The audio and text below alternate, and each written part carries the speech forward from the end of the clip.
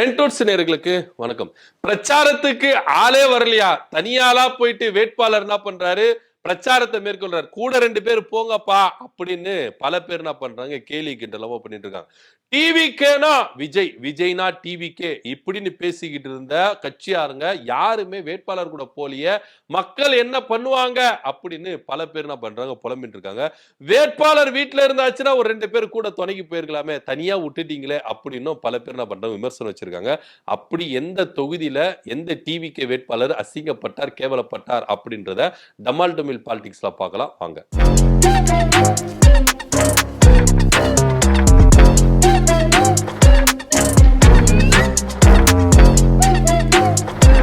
TVK கட்சி வேட்பாளர்கள்லாம் கொஞ்சம் மமதையில இருக்கிறாங்க அப்படின்னு சொல்ல போனோம். விஜய் வந்தா நல்ல வரவேற்பு இருக்குப்பா, விஜய் வந்தா ரசிகர் பட்டாளம் திரளுது, விஜய் வந்தா மக்கள் கூடுறாங்க இப்படின்னு சொல்லிக்கிட்டு இருந்த டிவிகே கட்சியோட வேட்பாளர்கள், ஆனா அவங்க போன மட்டும் கூட்டமே வரமாட்டேங்குது. உண்மையிலேயே டிவிகேக்கு நல்ல பெரும்பான்மை இருக்கு, டிவிகேல மக்கள் மத்தியில நல்ல வரவேற்பு இருக்கு, டிவிகேனாலே மக்கள் கூடுவாங்க அப்படின்னா ஒவ்வொரு கட்சி வேட்பாளர்கள் பின்னாடியும் கோடி கணக்கில் இல்ல, லட்சக்கணக்கில் இல்ல, ஆயிரக்கணக்கில் இல்ல, 100 கணக்கில் இல்ல, 10 பேராச்சுன்னா கூடி இருக்கலாம்ல அப்படின்னு தான் எல்லாரும் கேள்வி கேட்கிறாங்க. திருத்தணி தொகுதி வேட்பாளர் சத்யகுமார் அவர்கள் என்ன பண்ணிருக்காரு, பிரச்சாரத்தை மேற்கொண்டிருக்கிறாருங்க. அவர் மேற்கொள்ளும் போது கட்சிக்காரங்க கூட ஒரு 4-5 பேர் வரல, 2 பேர் கூட என்ன பண்ணிருக்காரு, பிரச்சாரத்தை மேற்கொண்டிருக்காரு. அதுவும் கூப்பிட்டு இவர் தாங்க திருத்தணி கட்சி டிவிகே கட்சி வேட்பாளரு ஆதரிங்க, ஏங்க இவர் தாங்க கட்சி வேட்பாளரு ஆதரிங்க அப்படின்னு. இந்த படையப்பா படத்துல இவர் மாப்பிள்ளை இவர் தான், இவர் போட்டிருக்கிற ட்ரெஸ் அந்து அப்படின்ற ரேஞ்சுக்கு மாதிரி தான் இவர் அறிமுகப்படுத்துகிறார். முதல்ல திருத்தணியில டிவிகேன்ற கட்சி ஒண்ணு இருக்குதா, இல்ல அந்த கட்சியோட வேட்பாளர் யாரு அப்படின்ற அறிமுக கூட்டமும் போடல, எந்த தெருமுனை கூட்டமும் போடல. இவரா வாலண்டியரா போயிட்டு நான் தாமா வேட்பாளரு, எனக்கு வாக்கு செலுத்திருங்க, டீ குடிக்கிறீங்களா, நான் தான் கட்சி வேட்பாளரு ஆதரிங்க, டீ கடையில டீ குடிக்காம வேற என்னையா குடிப்பாங்க அப்படின்னு கூட நிறைய பேர் என்ன பண்றாங்க, நெட்டிசன்கள் வச்சு செஞ்சுட்டு இருக்காங்க. ஆக மொத்த திருத்தணியில சத்யகுமார் அப்படின்ற ஒரு வேட்பாளர் நிக்கிறாரு, அவரை ஆதரிங்க அப்படின்னு சொல்லிட்டு அவரே என்ன பண்றாரு, வாலண்டியரா போயிட்டு எல்லாருக்கும் அறிமுகப்படுத்துறாரு. சத்யகுமார் யாருங்க அப்படின்னு நம்ம கேட்கலாம். இவருடைய பின்புலம் RSS உடைய பின்புலம் அப்படின்னு சொல்லிக்கலாம். இன்னும் சொல்ல போனா டாக்டர் அம்பேத்கர் எப்படி இருப்பார்னா என்ன மாதிரி தான் இருப்பார் பாத்துக்கோங்க அப்படின்ற ரேஞ்சுக்கு கூட அவர் போட்ட மாதிரியே கண்ணாடி, அவர் வாரின மாதிரியே தலை வாரிப்பாரு, அவர் போட்ட மாதிரி ட்ரெஸ் இந்த மாதிரி எல்லாம் போட்டு என்ன பண்ணிருப்பாரு, அவரை தன்னை ப்ரொமோஷன் பண்ணிப்பாரு. ஸோ அம்பேத்கர் தான்ப்பா நானு அப்படின்னு சொல்லிட்டு. இந்த மனுஷன் நல்லா படிப்பெல்லாம் படிச்சிருக்கா போல. இதுல அவர் சொல்றாராம், வெற்றி தலைவர் விஜய் அவர்கள் அவருக்கு சொல்லி இருக்கிறது என்ன சொல்லி இருக்கிறார் தெரியுமா, சத்யகுமார் நீங்க திருத்தணியில இத்தனை வருஷமா காவடி எடுத்திருக்கீங்க, கோயிலுக்கு போயிருக்கீங்க, எல்லாமே பண்ணிருக்கீங்க, நீங்க போங்க மக்கள் பணியை செய்யுங்க அப்படி இப்படின்னு சொல்லிட்டு இவரை வாழ்த்து ஆரம்பிச்சிருக்காங்க. இவ்வளோ படிப்பு படிச்சு என்னங்க பிரயோஜனம், இந்த ரேஞ்சுக்கு தான் இவர் இருக்கிறாரு. இவரு இன்னொரு விஷயமும் சொன்னாரு, இதுதான் பகீர்னு தூக்கி போட்டுச்சு. இன்னும் சொல்ல போனா இந்தியாவுக்கே டாக்டர் அம்பேத்கரை அறிமுகப்படுத்தியவர், வெளிக்கொண்டு வந்தவர் யாரு அப்படின்னா அது விஜய் தானா. அதாவது ஏடிஎம்கேல கூட பாமக தலைவர் அன்புமணி அவர்கள் டயர் நக்கின்னு சொல்லிட்டு பல அமைச்சர்களை விமர்சிச்சிருக்கிறார். நீங்க உங்க விஜய் அண்ணாவை காக்கா பிடிங்க, ஆனா இந்த அளவுக்கு கேவலமா கீழ்த்தனமா காக்கா பிடிக்க வேண்டாம் அப்படின்னு தான் நம்ம சொல்லணும். டாக்டர் அண்ணல் அம்பேத்கர் யாரு அப்படின்னு உங்க நொன்ன பிறக்கிறதுக்கு முன்னாடியே வேர்ல்டு வைடு தெரிய ஆரம்பிச்சிருச்சு. இது உலக அளவுக்கு தெரிய ஆரம்பிச்சிருச்சு டாக்டர் அண்ணல் அம்பேத்கர் யாரு அப்படின்னு. விஜய் பிறந்து வளர்ந்து சினிமால நடிச்சு உச்சத்துக்கு போயிட்டு புகழடைஞ்சு அதுக்கப்புறம் தமிழக வெற்றி கழகம் ஒன்று ஆரம்பிச்சு அதுக்கப்புறம் எல்லாருக்குமான தலைவர் என்ற நிகழ்ச்சியில அம்பேத்கரை இவர் என்ன பண்ணாரா, வெளிக்கொண்டு வந்தாராம்.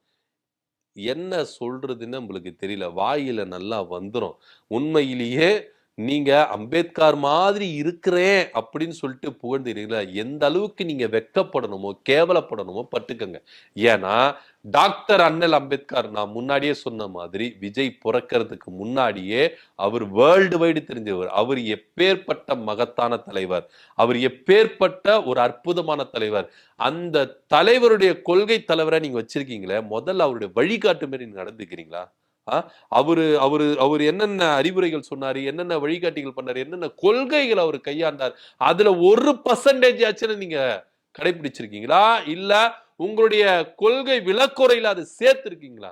இந்து மதம் எந்த அளவுக்கு ஒரு மனிதனை கொடுமைப்படுத்துது, அடிமைத்தனப்படுத்தி வச்சிருக்குன்னு எழுதி வச்சிருக்கிறாரு, சொல்லி இருக்கிறாரு. அதுல நீங்க எதனா பயன்படுத்துறீங்களா? தன்னை வந்து கிறிஸ்தவன் அப்படின்னு அடையாளப்படுத்தி பெரம்பூர் தொகுதியிலும் திருச்சி கிழக்கு தொகுதியிலும் ஆதாயத்துக்காக தன்னுடைய மதத்தை சேர்ந்தவர்கள் அதிகம் பேர் இருக்கிற இடத்துல போய் நிக்கிறாரு உங்க தலைவர் விஜய் அவர்கள். முதல்ல அவருக்கு அம்பேத்கரை படிக்கிறதுக்கு தகுதி இருக்குதா அப்படின்னு கேட்கணும். இவர் வந்துதான் சொன்னாரு, அம்பேத்கரை அறிமுகப்படுத்தியதே விஜய் தான் அப்படின்னு. எந்த அளவுக்கு கேவலமான விஷயம் பார்த்தீங்களா? எவ்வளவு படிப்பு படிச்ச என்னங்க பிரயோஜனம்? ₹1 பிரயோஜனம் இல்லை அப்படின்றத சத்யகுமார் நிரூபிச்சிருக்கிறாரு அப்படி சொல்லுது. இந்த மனுஷன் தான் திருத்தணி தொகுதியில வேட்பாளராக நிற்கிறார். ஆனா திருத்தணி மாவட்டத்தில் இருக்கிற டிவிகே நிர்வாகிகள் யாரும் நாங்க சத்யகுமாரை அக்செப்ட் பண்ணிக்க மாட்டோம், பிரச்சாரத்துக்கு போக மாட்டோம், அவருக்காக வேலை செய்ய மாட்டோம் அப்படின்னு சொல்லிட்டு போர்க்கொடி தூக்குனாங்க. ஏன்பா எதுக்குப்பா அப்படின்னு பார்த்தா, எங்க மேல தேவையில்லாம பழி சுமத்துறாருங்க, அசிங்கமா பேசுறேன்றாரு, நாங்க போதைப் பொருட்கள் பயன்படுத்தணும்னு சொல்றாரு, எங்களை ஆபீஸ்க்கே வரவேணான்னு சொல்றாரு. நீங்க என்னன்னா இல்லப்பா, நான் வீடியோ போட்டு என்ன பண்ணுவேன், பிரச்சாரத்தை மேற்கொள்வேன், எனக்கு விஜய் ஃபேஸ் போதும், நீங்க வந்து வேலை செய்ய தேவையில்லை அப்படின்னு சொல்லிட்டு எங்க கிட்டே ரொம்ப கரார் காமிக்கிறாருங்க. எப்படிங்க வேலை செய்ய முடியும் அப்படின்னு சொல்லிட்டு தான் ஒட்டுமொத்த திருத்தணி மாவட்டத்துடைய டிவிகே நிர்வாகிகள் யாருமே போகலைங்க, இவருக்கு சப்போர்ட் பண்ணவே இல்லைங்க. இவருக்குன்னு சில ஆதரவாளர் இருப்பாங்க, அவங்களும் இவரு கூப்பிடுற டைமுக்கு வருதில்லை, இவரு யாரையுமே கூப்பிடுறது இல்லையா, இவர் கண்ட டைமுக்கு என்ன பண்றாரா, பிரச்சாரத்துக்கு போயிடுறாரா, யாருமே மதிக்கிறது இல்லையா. சோ அதனால டிவிகே நிர்வாகிகள் எல்லாருமே என்ன பண்ணிட்டாங்க, இவருக்கு யாரை ஹெல்ப் பண்ண கூடாது அப்படின்னு சொல்லிட்டு என்ன பண்ணிட்டாங்க, பிரச்சாரத்துக்கு போகவில்லை. மனுஷன் வந்து ஆனா சும்மா கிடையாது. நீங்க என்னன்னா, யாரை நம்பி நான் பிறந்தேன், போங்கடா போங்க அப்படின்ற மாதிரி, நான் விஜய் மட்டும் நம்பி இருக்கிறேன், விஜய் ஃபேஸ் போதும், நீங்க எல்லாம் தேவையில்லை அப்படின்ற ரேஞ்சுக்கு இவர் என்ன பண்ணிருக்கிறாரு, வீதியில இறங்கி தனியா போயிட்டு என்ன பண்ணிருக்காரு, பர்ஃபார்ம் பண்ணிருக்கிறார். இது விஷயம் ரொம்ப வைரல் ஆயிட்டு மேலிடத்துக்கு போயிருக்கு. மேலிடத்துல கூப்பிட்டு லெப்ட் ரைட்னு வாங்கியிருக்காங்க. சத்யகுமார், நீங்கெல்லாம் வந்து சும்மா நினைச்சுட்டு இருக்காதீங்க, விஜய் ஃபேஸ் எல்லாம் சும்மாதான், நீங்க வந்து என்ன நினைச்சிருக்கீங்க, அங்கங்க நிர்வாகிகள் இருக்காங்க. இப்போ விஜய்க்கு நல்ல பெரும்பான்மை இருக்கு, அவங்க கட்சிக்கு நல்ல வரவேற்பு இருக்குன்னா, சாதாரண ஒருத்த போய் டிவிக்கே கொடிய வச்சிருந்தா 4 பேர் கூடணும், 10 பேர் கூடணும்ல, ஏன் கூடல? நீங்க அப்படி இருக்கீங்க, இப்படி இருக்கீங்க அப்படி சொல்றீங்களா? இந்த வேட்பாளர்களை நியமிச்சதுல ரகத்தை பிரிக்கிறாங்க. அடிமட்டத்திலிருந்து வளர்ந்து ரசிகர் மனதிலிருந்து வளர்ந்து கொடி கட்டி போஸ்டர் ஓட்டுறவங்களுக்கு ஒரு சிலருக்கு வாய்ப்புகள் கொடுத்திருக்கிறாங்க, ஒரு சிலருக்கு பணபலம் ஆள்பலம் அப்படி வச்சு சீட்டு கொடுத்திருக்காங்க. சோ இதுல சத்யகுமார் அவர்கள் இடையில வந்தவர் தான். ஆரம்பத்துல இருந்தே அவர் வந்து பாத்தீங்கன்னா டிவிகே விஜயோட ரசிகரா இருந்திருக்கிறாரா, இல்லவே இல்லை. அவரு ஆல்ரெடி வந்து பாத்தீங்கன்னா RSS உடைய கொள்கை உள்ளவர், பாஜகவில் இருந்தாரு. இதே பாஜகவில் ஜோசப் விஜய் அப்படின்னு ஒரு கட்டத்துல ராஜா விமர்சிச்சார்ல, அப்போ அண்ணனும் விமர்சிச்சிருக்கிறாரு அப்படின்னு பேசப்படுது. சோ அந்த வகையில வந்து பாத்தீங்கன்னா இவர் இடையில வந்தவர், இடையில வந்துட்டு பணத்தை வச்சியும் ஆள்பலத்தை வச்சு என்ன பண்றாரு, சீட்டு வாங்கிட்டாரு. இப்போ அடிமட்ட நிர்வாகிகள் எங்களை என்ன பண்றாரு, ஒதுக்குறாரு. இங்க நிர்வாகிகள் முக்கியமா, இவர் முக்கியமாங்க, இவர் விஜய் தான் போதும் அப்படின்றாருங்க.